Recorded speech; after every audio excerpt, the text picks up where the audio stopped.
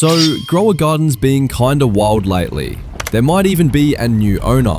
Plus, we just had some secret admin abuse, and of course, that seed stages update that honestly broke the game. A lot has been happening, so make sure you watch until the very end. So let's go over everything you need to know.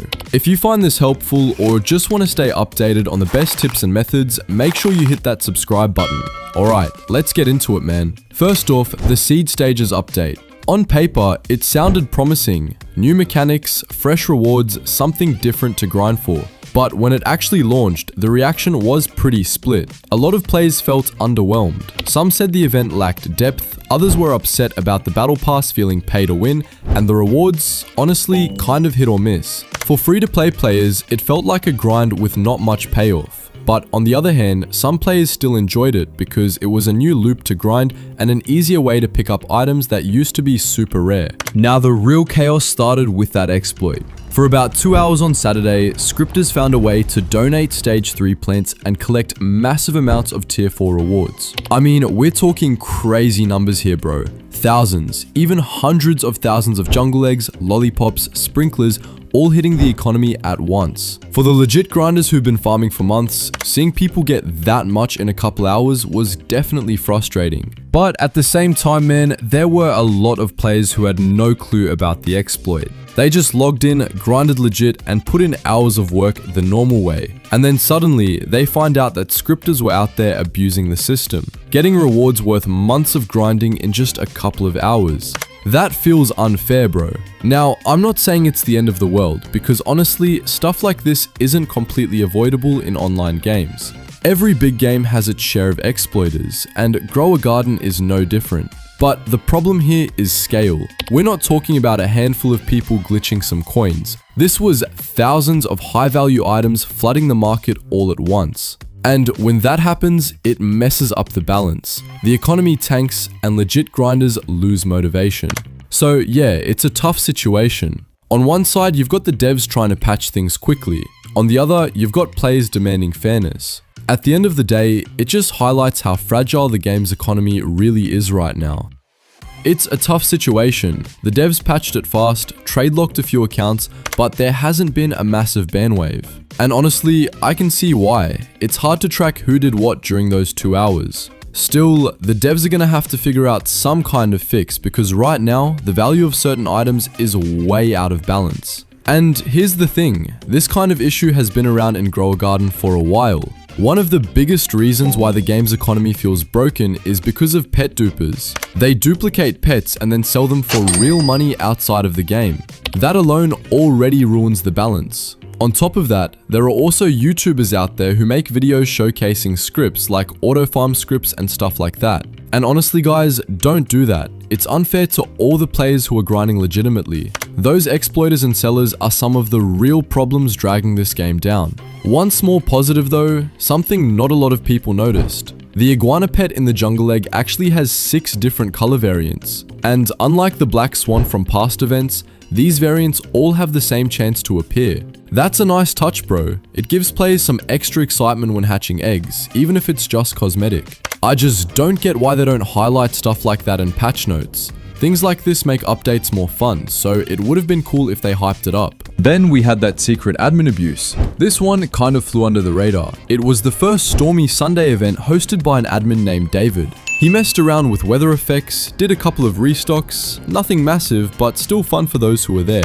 What's interesting is not a lot of people even knew it was happening, which is probably why the player count didn't spike as high as usual. If you want to be part of these, it looks like they'll be happening weekly around 4 to 5 PM Eastern, so keep your eyes open next Sunday, bro, because these little events might start stacking up and becoming something players look forward to. Now about ownership. This is where things get complicated. Grow a Garden's ownership has always been split between a few different names. BMW Lux, who originally created the game, and Do Big Studios holds a minority share in the ownership of Grow a Garden, splitting studios made by Jandel and then the actual group that officially owns the game right now. For the longest time, people looked at Jandel as the owner because he was the main face of the game. He ran the Discord, did the admin abuses, talked to the community, made TikToks, he was everywhere.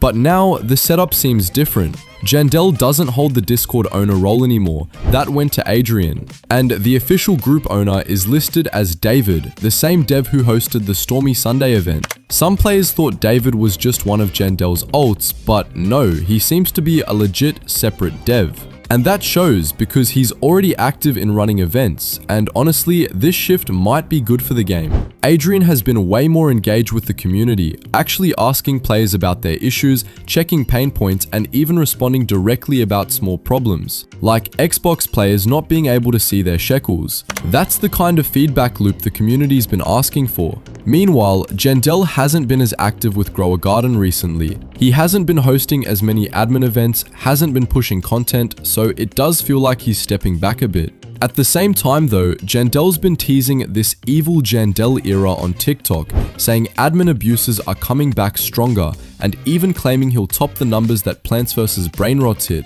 that insane 25 million concurrent players. Now look, I'm not against the guy's ambition. If anything, more competition is good for Roblox games overall.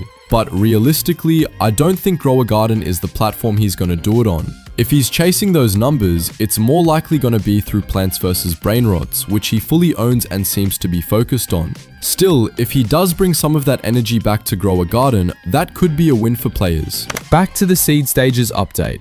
There's another mechanic people noticed, the Shekele soft cap. Basically, older plants are fine, but newer plants get capped at about 1 trillion shekels. After that, the more they're worth, the more the value gets reduced. So for veteran players with older plants, nothing changes, but for new players, it's a tough wall to hit. And man, when ascending already costs ridiculous amounts, that cap makes progress even harder.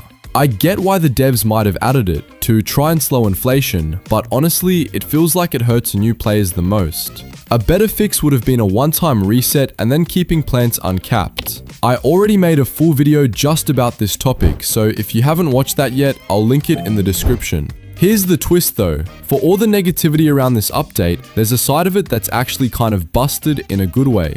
If you just AFK seeds in the shop for several hours, evolve them to tier 3, grow them and donate, the rewards are insane. I tested it, AFK'd for about 10 hours, evolved, grew them with the pixie method and donated everything. End result, over 20 jungle eggs, a dozen grandmaster sprinklers, piles of lollipops. That's crazy bro, for such little effort you're walking away stacked. So even if the update feels broken, it's worth farming. Sometimes broken can work in your favor.